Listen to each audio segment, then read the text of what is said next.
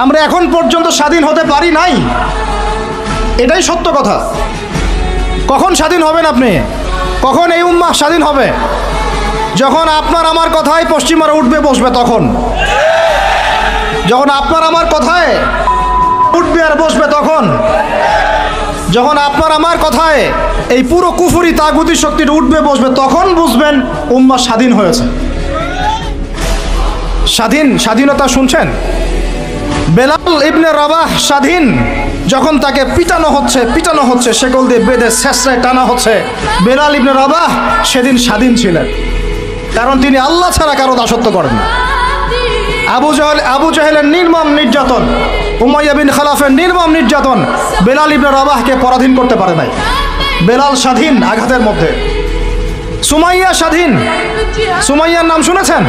আমাদের বোনরা তার নামই জানে না। ওরা জানে কি প্রোডাক্ট আসলো বাজারে, কোন পার্লারে গেলে কি পাওয়া যায়, কোথায় গেলে কি হয়, কোন মার্কেটে গেলে কি পাবো। মার্কেট ভর্তি মহিলা দিয়ে, ভর্তি মহিলা দিয়ে, গার্মেন্টসও তো ভর্তি মহিলা দিয়ে। পর্দা কতটুকু মেনটেন হয় সেটাও ভাবতে হবে।